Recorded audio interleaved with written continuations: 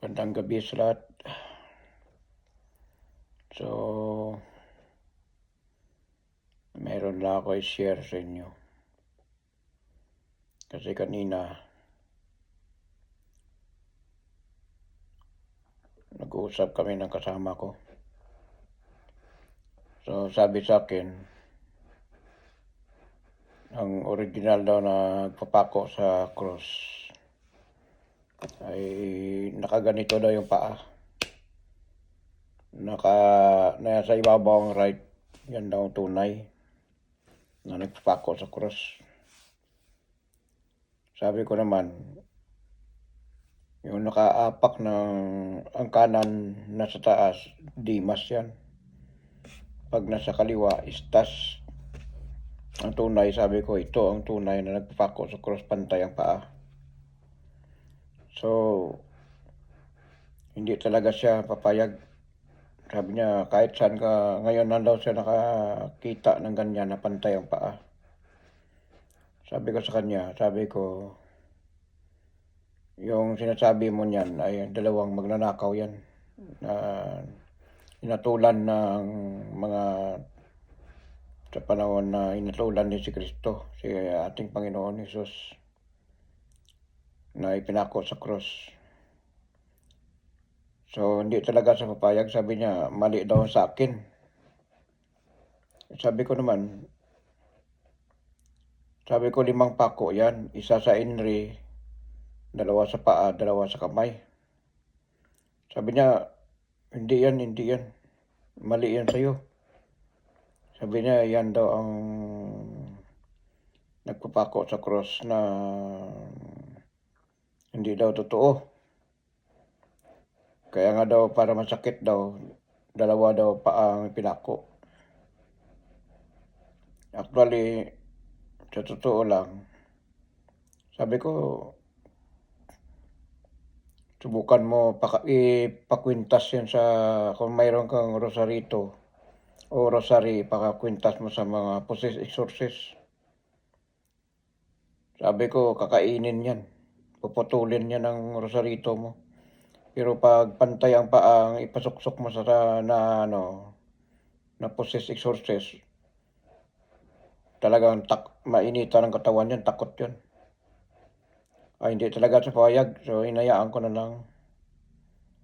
Siyempre, sa akin naman, may share ko lang sa kanya. Sabi ko, yan talaga ang tama, yung pantay ang paa. Sabi ko, bihira mo lang ang makita, pero yung tunay na nagpapako sa cross, pantay ang paa. Kasi mayroon akong, ito ang sinabi ng ating Panginoong Hesus bago siya malagutan ng hininga, na ako'y nakabayubay sa ibabaw ng cross. Sandali, mali pala. Nung ako'y nakabayubay sa cross, ang unang pinakuan ang aking kaliwang kamay. Sumunod ang kanang paa. Sumunod ang kanang kamay. Sumunod ang kaliwang paa. Para masakit at maramdaman talaga ng ating Panginoong Hesus ang sakit ng pagpako sa kanyang kamay, 2 kamay, 2 paa. Yan ay, yung pako ay hindi tinulisan. Kumbaga mapurol ang pako na ipinako sa ating Panginoong Hesus.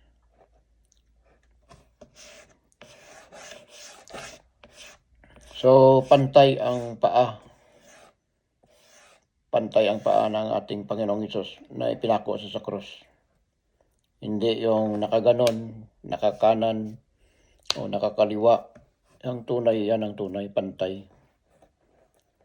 So, hindi na lang ako discussion sa kasama ko kasi siyempre, dahil ako alam ko talaga ang totoo . So, kaya nga 5 pako yon. Yung nakasulat na INRI, ay ano yan? Yamim Nor Roach Yibisya. So, ibinigay yan kay Maria ang salita. Inirim. Inirim dapat yun, hindi yan INRI. Kung sa Catholic na meaning is Jesus Nazareno Rex Hodairum. So, sandali So, hindi ko lang alam nga bakit napag-usapan namin about sa cross. Kasi kanina, habang kumakain kami, tapos na kami lunch break. So, nakwentuhan. So, bago kami kumain, nakita ko ito. Nakita ko itong cross na hindi ko alam saan galing ito. Pero itim siya, di ba? So, napag-usapan namin kanina tungkol naman sa cross. Kasi pinakita niya sa akin ang kwintas niya. Sabi niya, Meg, ito yung aking kwintas. Sabi sa akin. Sabi ko, yung paa niya, bakit nakaganon ang paa? Hindi pantay. Sabi niya, yan naman totoong talagang cross. Sabi ko, yung totoo na lahat yan sila, okay yun, cross. Puro naman sila lahat cross. Pero kaso lang, ang point ko lang is ang tunay na nagpapako sa cross, pantay ang paa, hindi ibabaw yung kanan, yan tinatawag na dimas. Yung nakaibabaw ng kaliwa, yan ang tinatawag na istas. So, na-discussion kami kanina kasi hindi ko alam bakit. Pero nakita ko lang ito doon sa mga dami ng mga nakalagay na mga kahoy-kahoy. So, ito nakita ko kanina bago mag-lunch break. So, kinuha ko to. Nagulat ako, sabi ko, saan kayo galing ito? Kaya kinuha ko na lang. So, nakakita na ako nitong sign nito, pero di ko lang alam kung saan. So, di ba maganda siya, tingnan. So, napag-usapan namin kanina about sa cross. Sabi ko,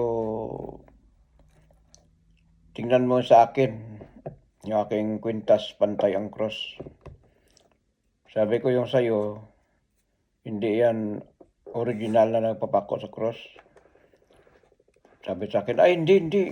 Ito talagang tama, Mig. Ito ang tama. Sabi ko, sige, basta sa akin lang, kinishare ko lang yung anong totoo, anong tama.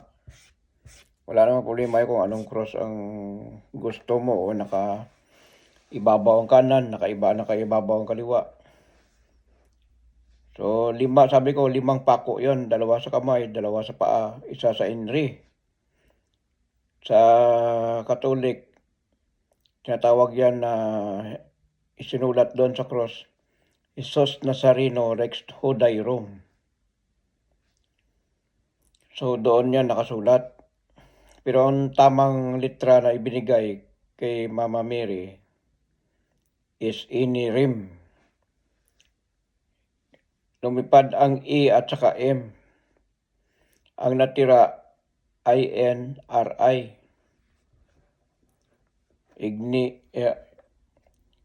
Igni Natura Renovator Integra. Lumipad ang E at saka M. Yan ang lumipad na E at saka M, sikretong pangalan yan. Yan ang sikretong pangalan ng Diyos na lumipad. So, hindi na ako nakipag-discussion sa kanya, pero sabi ko lang, yun talaga ang tama. Sabi ko, maghanap ka ng naposis exorcist, pasuotin mo ng rosarito. Yung kwintas na, yung nakagano ng paa. Sabihin ko sa'yo, puputulin na posis exorcist yan. Kasi walang bisa yan eh. Pero pasuotin mo ng pantay ang paa, nakagano ng paa. sabit mo sa liig niya. Hindi niya kaya putulin yan, takot yan. Sabi ko sa kanya, hindi talaga siya maniwala, sabi ko sa kanya. So na-remember ko kanina, nung ako'y nakabayubay sa krus, ang aking dugo na pumatak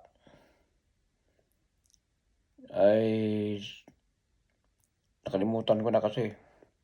Basta marami ang napatak na dugo ng ating Panginoong Hesus.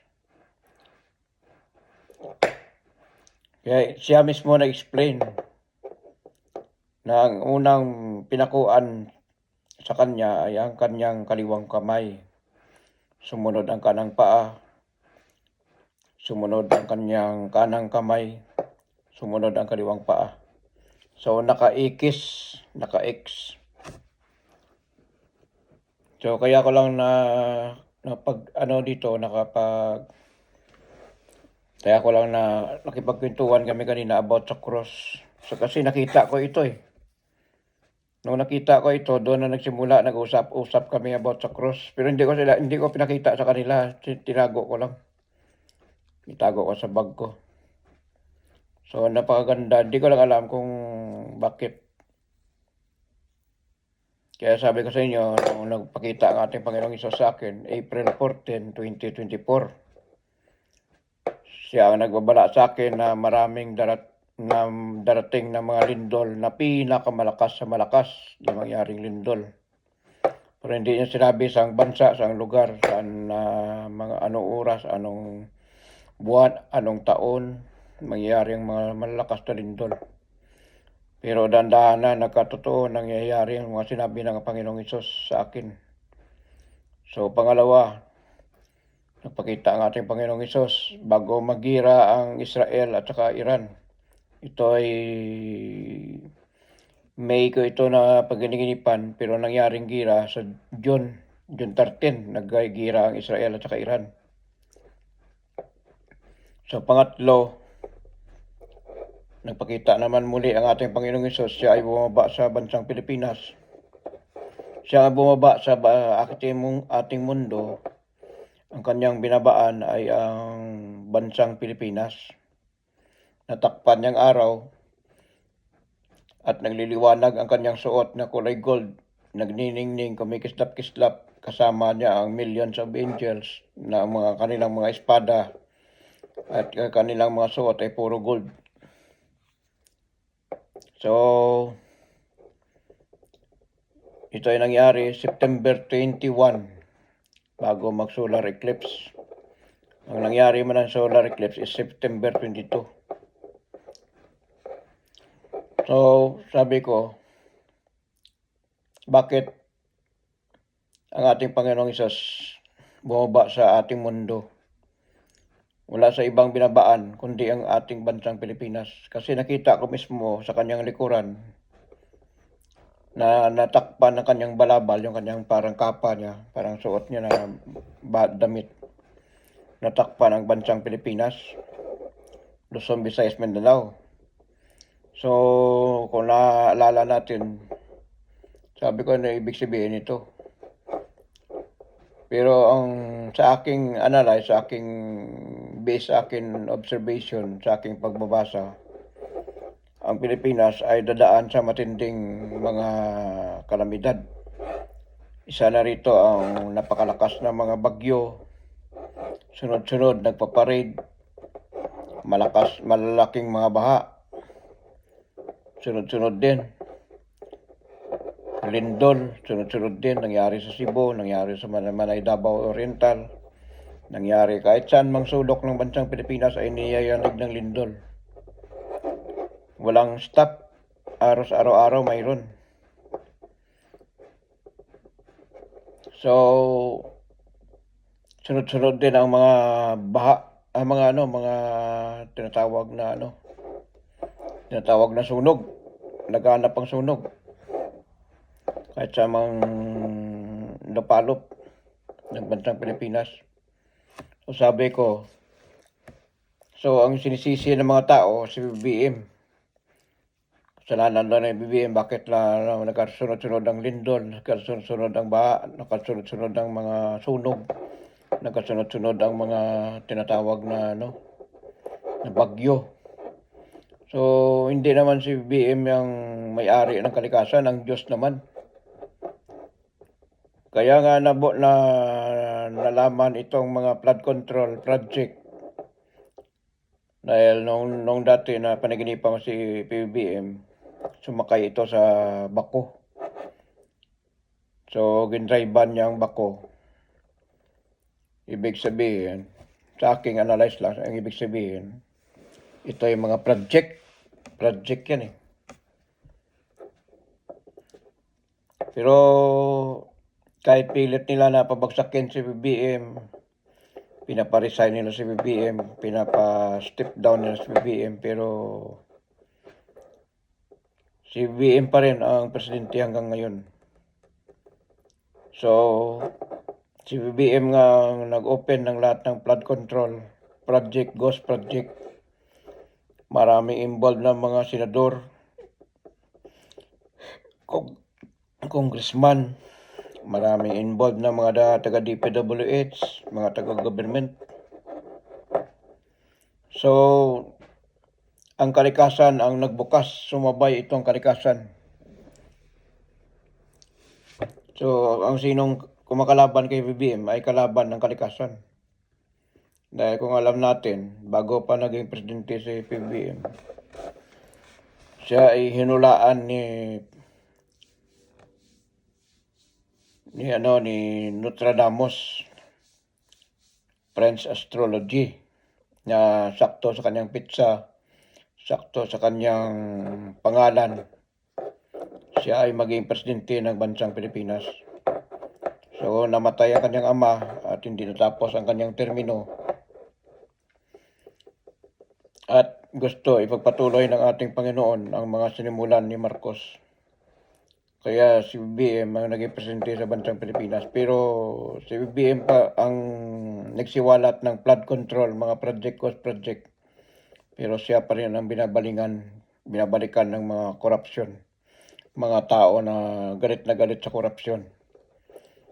Pero alam naman natin si BBM ay hindi kasali sa tinatawag na ghost project. So, pilit ng mga kalaban, lalo na mga Duterte, si Sara, at na umupo para maging presidente. So, hindi nila kaya pabagsakin si BBM. Ang Diyos lamang makapabagsak kay BBM. So, kung sino man ang kumakalaban kay BBM, itigil nila. Dahil kayo ang babalikan ng mga kalikasan, lindol, bagyo, baha, sunog. So, babalik natin. So, ang pangatlo, bago mag-solar eclipse, na pinaginipan ko ang ating Panginoong Isus, siya ay bumaba sa ating mundo at wala sa ibang binabaan, kundi sa bansang Pilipinas. Hindi siya bumaba sa Israel, hindi siya bumaba sa iba't ibang mga bansa. Siya ay bumaba sa bansang Pilipinas. Kaya ang ating bansa ngayon ay nakaharap sa maraming mga kalamidad, lindol, bagyo, baha, sunog. May tsunami pa, may mga bulkan na sasabog. Warning ko yan noon, sabi ko, mayroong sasabog ng mga bulkan sa ilalim ng dagat, mayroong sasabog ng bulkan sa ibabaw ng dagat, ibabaw ng lupa, sorry. So, ito na ngayon, nangyayari na. Matagal ko na itong panaginip, matagal ko na itong naisabi. Yung Kamchatka, Russia, na naglindol sa 8.8 sa dagat. Sabi ko mayroong magaganap na lindol sa dagat at magkaroon ng tsunami. Totoong nangyari. So marami na ako mga panaginip na nagkatotoo. Christchurch earthquake dito sa New Zealand, 6.7. Totoo. At saka 2024, mayroon na akong panaginip na mayroong sunog na mangyayari sa Nelson, New Zealand, dito sa South Island. So, sakto ang aking panaginip, sa bundok ang sunog. So, nasunog. Hindi ko lang alam, matandaan kung anong araw nasunog, pero kahapon ba ito o last day pa. So 2024 ko na panaginipan, ngayon lang nangyari ang sunog sa Nelson.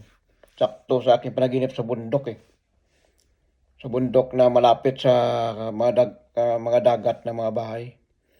Nangyari itong sunog, ito ay malapit sa Stoke, sa Nelson at saka marami na na damay na sunog, malawak ang sunog.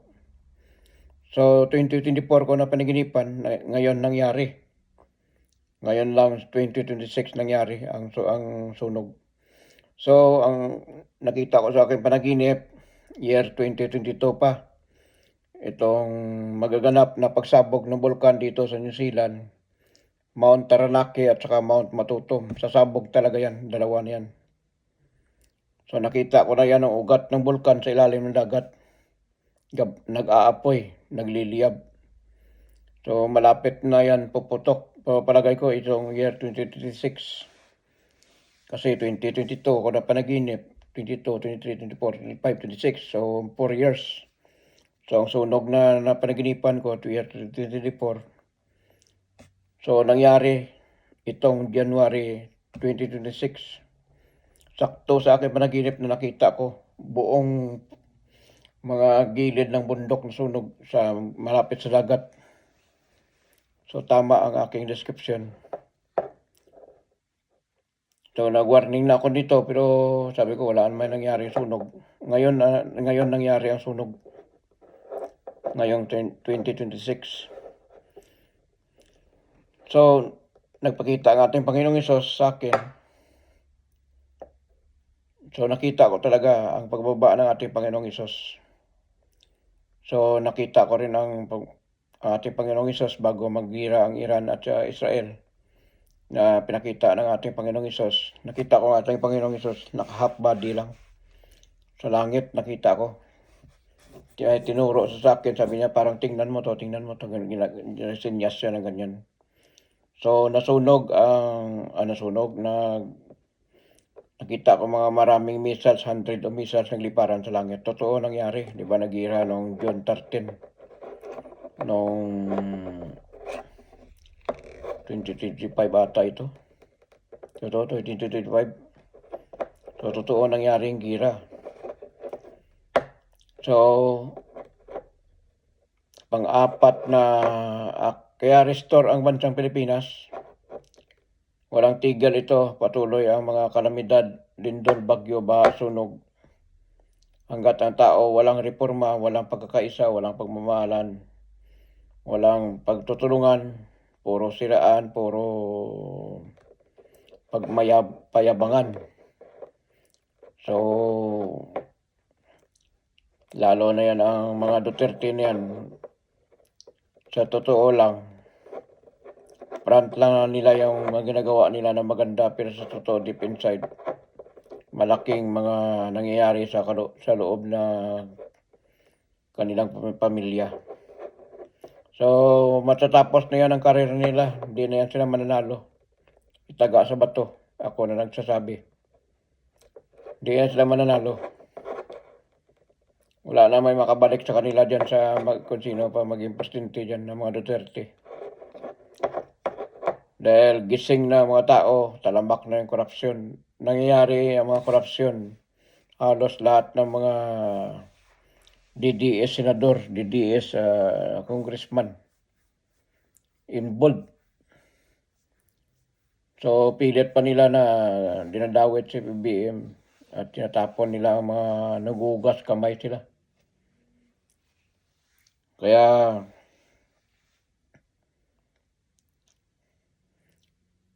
so babalik naman natin.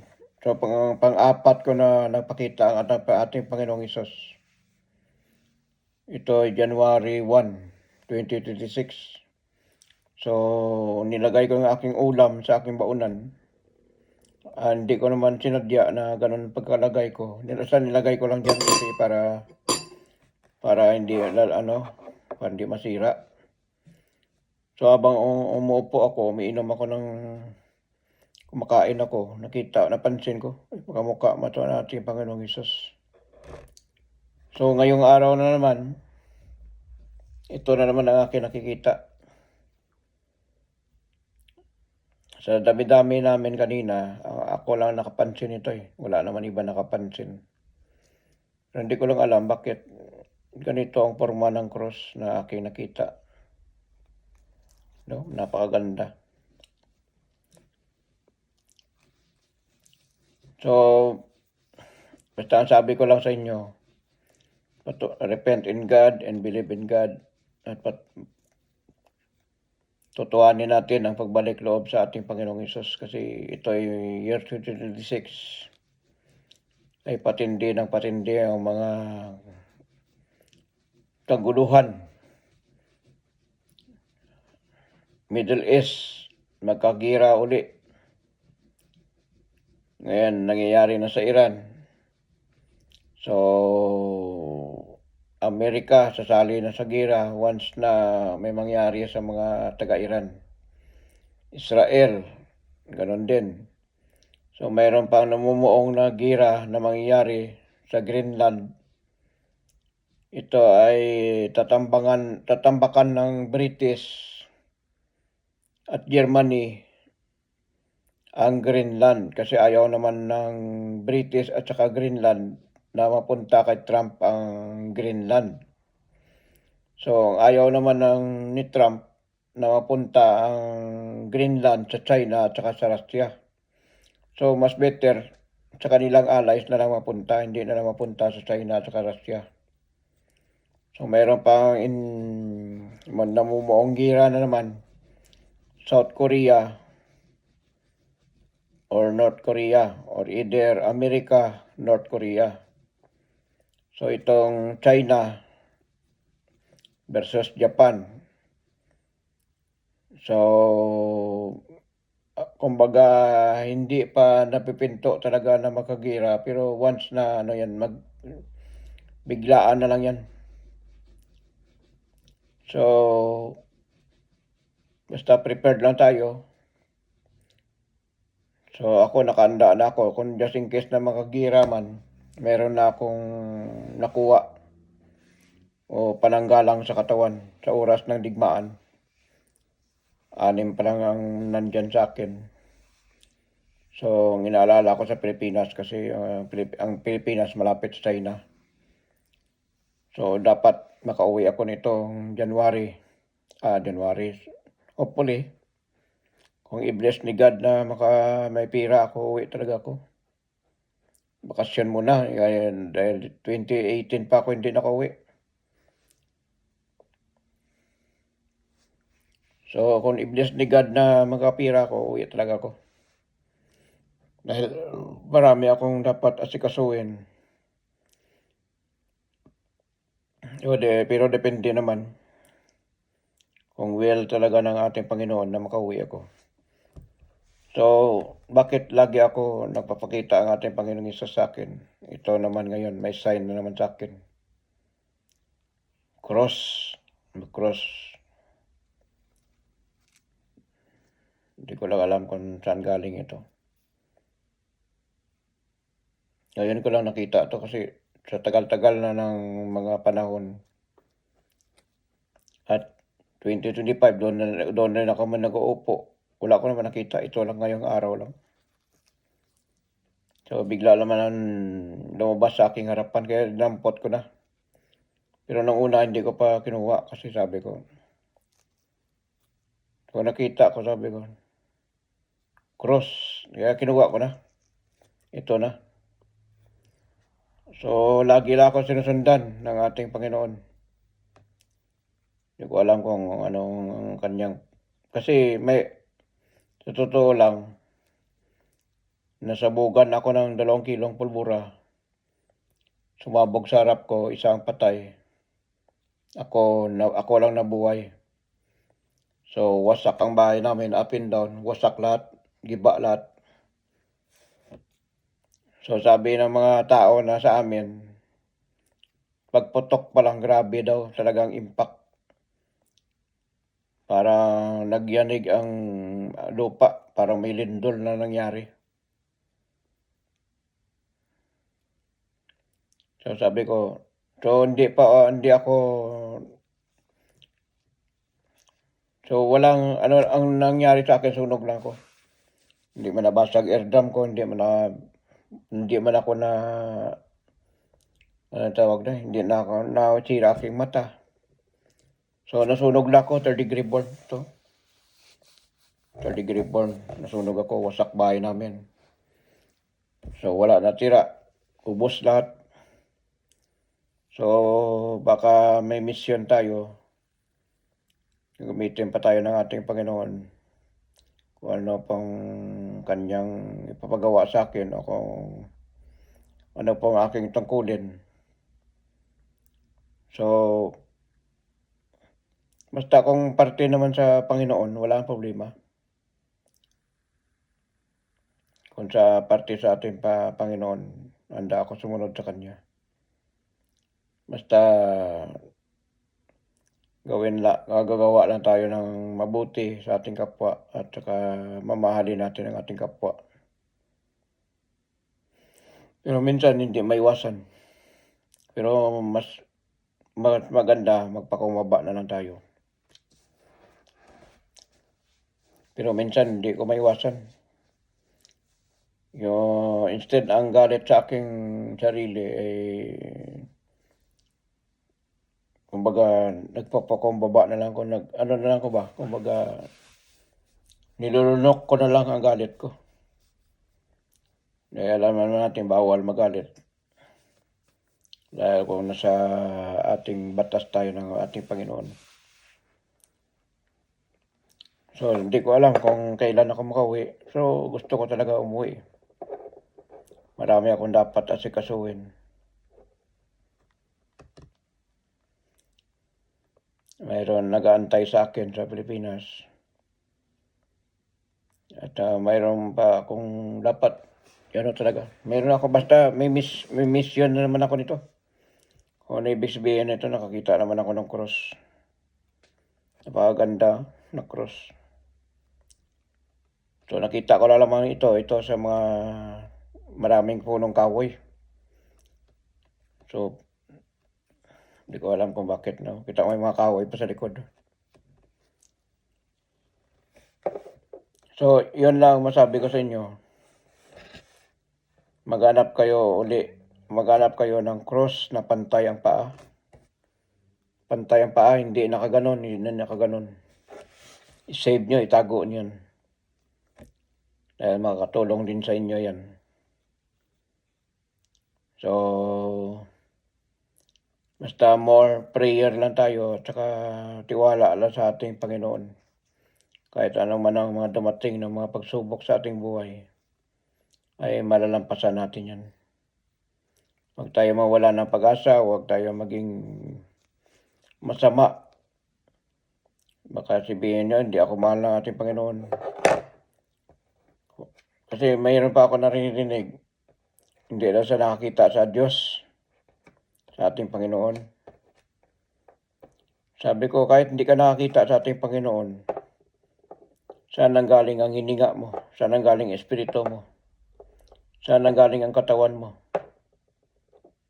Mag-isip ka nga kung sino nagbigay ng hininga sa iyo. Ginawa ka lang ng tatay mo at saka ni nanay mo, o kaya mama, papa mo. Pero kung hindi ka binigyan ng buhay ng ating espiritu, ng ating Panginoon, ay wala ka sa mundo. Yan ang itatak natin sa isipan natin. Dahil sino may-ari ng ating katawan, sino may-ari ng ating espiritu, sino may-ari ng ating hininga, ang Diyos, ang ating Panginoon lamang. Kaya 100% totoo ang ating Panginoon. Ang una-una na wala pa yan ng Muslim na yan, Islam, ay kabaliktaran yan sa kanila. Ang una talaga ay sa ating Panginoon talaga, Panginoong Hesus. Mali ang nilalagay sa Quran. Ang totoo, ang nasa tama ay sa Biblia, sa Bible. Pero maraming kulang sa Bible na nakasulat sa ibang aklat. Maraming mga kasaysayan ng mundo na wala nakasulat sa Biblia. Ang nakasulat sa ibang aklat. So, kasi ang nagisnan ng mga tao, Biblia. Ang nagisnan ng pastor, Biblia. Ang nagisnan ng pare, Biblia. So, ang nagisnan ng mga nagtuturo sa mga religion is Biblia.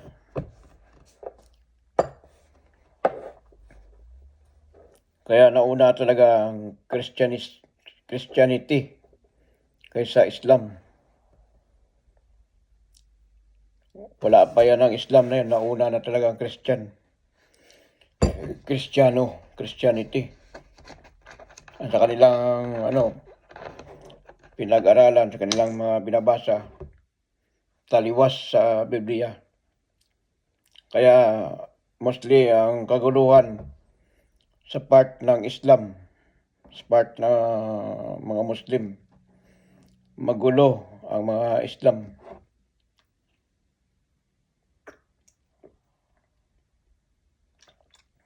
Kasi sa kanilang palagay sila ang tama. Mali daw ang atin. Puro magulo kung napapansin nyo. Pero lahat ng mga kastigo o mga pinaparusahan yung mga Muslim country. Gera, flooding, earthquake,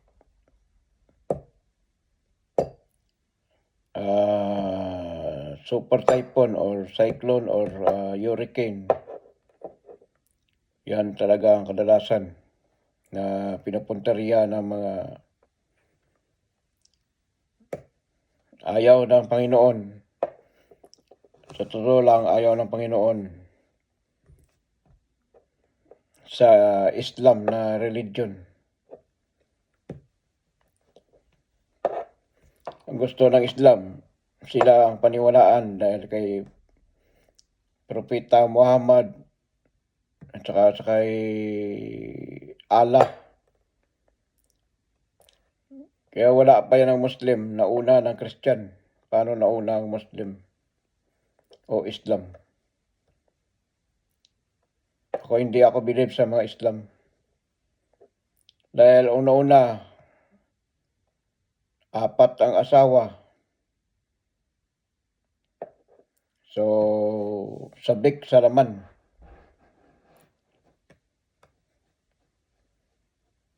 At saka okay lang sa kanila na mag-asawa ng paulit-ulit.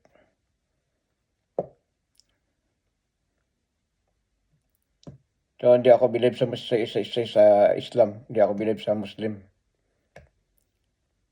Kahit saan tingnan natin na anggulo sa Middle East, sa Indonesia, Malaysia, kung saan ba part na maraming Muslim. Hindi ako believe. Puro kaguluhan. Except lamang sa mga solid na mga Muslim, na mga Islam, ay takot sila na gumawa ng mga masama. Pero mostly talaga, magulo ang Islam talaga, magulo. So, Middle East, magkaaway-awayan, bansa sa bansa maglalabanan, karian sa karian maglalabanan, race by race magpapatayan.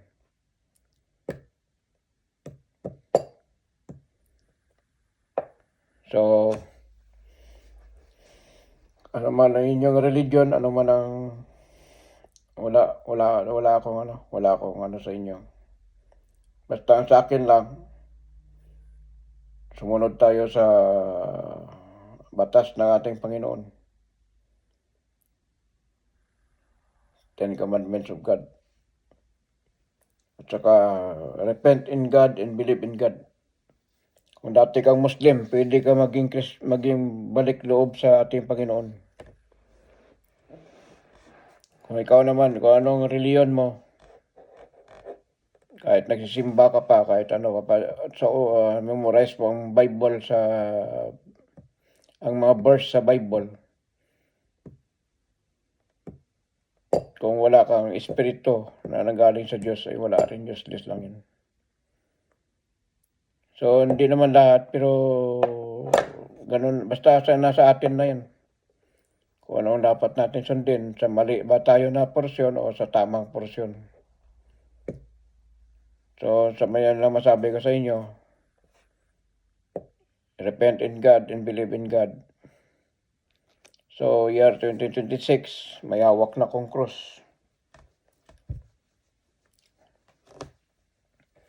Kung babaliktarin ko to, simbolo.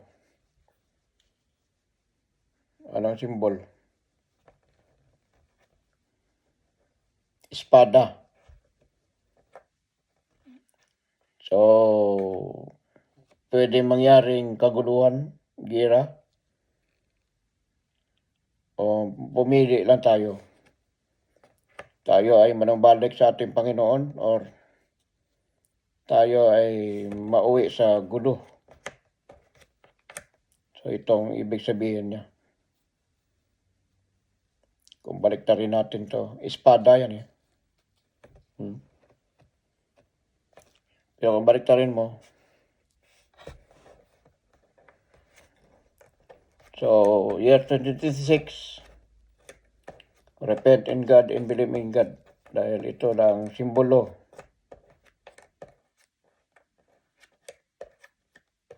So, hindi ko alam. Itim pa ang cross, itim. Itim pa ang cross. So, year 2026, nakita ko ito. So, sa sign ng ating Panginoong Isus sa akin, 4 times ito, pang 5, cross na naman ang nakita ko. Pero hindi ito sinadya. So, ngayon ko lang nakita ito. Hindi ko alam kung bakit. So, malalaman natin kung ano ibig sabihin. So, dito na lang at maraming salamat. Medyo malalim ng ang gabi. So, magluluto pa ako. So, maraming salamat sa panonood at ako ay mayroong ibabagi lamang sa inyo. Kaya nga, kung manalangin tayo ng totoo, tutuhanin natin. Magbagong buhay na tayo kasi para hindi tayo maisama sa mga kalamidad. Napakalakas na rindol. Pinakamalakas sa malakas. Baha, pinakamalawak. Gira, World War III, coming. Rindol, pinakamalakas na rindol. Malawak ang sunog. So, nangyari na naman ang sunog sa Australia. Yung panaginip ko na year 2024, nagkaroon ng sunog. Nangyari din. Ngayon nangyari talaga. So, hindi pa na itong pagsabog ng bulkan sa ilalim ng dagat. Magkakaroon ng pinakamalaking tidal wave. Hindi lamang tsunami. Hindi ko alam kung saan. Basta part ng Pacific Ocean. Either sa north, sa east, sa west, or sa south. At mayroong magaganap na mga landslide. Walang bagyo, walang baha, pero may landslide. Maraming area na guguho. Kahit gaano pakatigas ng bato ay pwedeng palambutin ng ating kalikasan. So, prepared lang tayo. Kasi ito ang simbolo ng cross. Mayroong digmaan na mangyayari. Kasi kung baliktarin mang cross, espada yan. So, mayroong magganap na digmaan.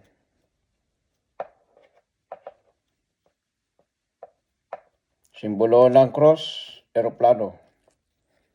Eroplano yan.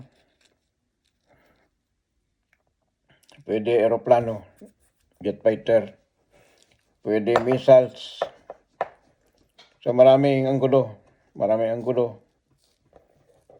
Hindi ko alam kung ano ibig sabihin. Bakit itim? So maraming magluluksa.